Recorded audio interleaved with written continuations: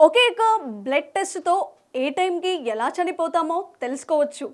మనం ఎన్ని రోజులు బ్రతికి ఉంటామో మనకే తెలీదు. అలాంటిది కేవలం ఒకే ఒక బ్లడ్ టెస్ట్‌తో ఏ టైంకి ఎలా చనిపోతామో కూడా తెలుసుకోవచ్చట.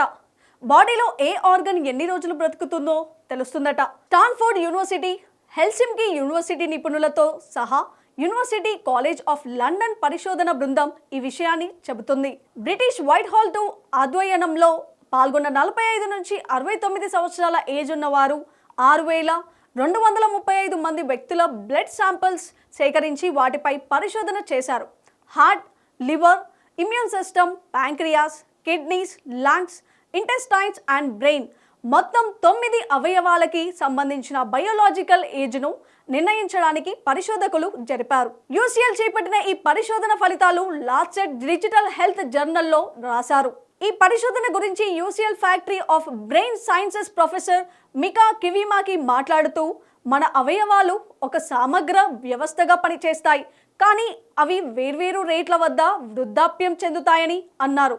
ముఖ్యంగా అవయవాలలో ఓల్డ్ ఏజ్ అనేక వృద్ధాప్య సంబంధిత వ్యాధులకు దోహదం చేస్తుందని, సో మన హెల్త్ అన్ని అంశాలను జాగ్రత్తగా చూసుకోవడం చాలా ముఖ్యమని ఆయన అన్నారు. ఒక పర్టికులర్ పార్ట్ ఊహించని దానికంటే స్పీడ్గా వృద్ధాప్యం చెందుతుందో లేదో సులభంగా బ్లడ్ టెస్ట్ ద్వారా గుర్తించవచ్చని కనిపెట్టి చెప్పారు.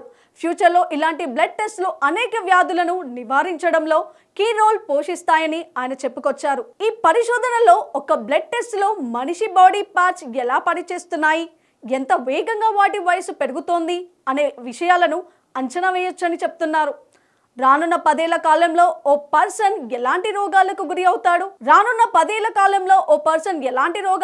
అవుతాడు, ఏ అవయవం దెబ్బతినడం కారణంగా అతను మరణిస్తాడనే విషయాన్ని తెలుసుకోవచ్చని చెప్తున్నారు. ఉదాహరణకు ఓ 25 ఏళ్ల వ్యక్తికి అతని అవయవాలు కూడా 25 ఏళ్లకు తగ్గట్లుగా ఉండాలి. కానీ ఆ వ్యక్తి తినే ఫుడ్, పొల్యూషన్, శారీరక శ్రమ వల్ల అతని అవయవాల్లో కొన్ని 25 ఏళ్ల కంటే మించిన వ్యక్తిలో ఉండే ఆర్గాన్లు మారుతుంది. అంటే మనిషి వయసు కంటే కూడా అతని బాడీలోని ఆర్గాన్ వయసు త్వరగా పెరుగుతుంది. దాంతో ఆ ఆర్గాన్ త్వరగా ఫెయిల్ అయ్యే అవకాశం ఉంటుంది. గుండె వయసు అనే వ్యక్తి వయసు కంటే ఎక్కువ ఉంటే అతనికి గుండె సంబంధిత రోగాలు, హార్ట్ అటాక్ లాంటివి వచ్చే ప్రమాదం ఉందని ఈ పరిశోధనలలో తేలింది.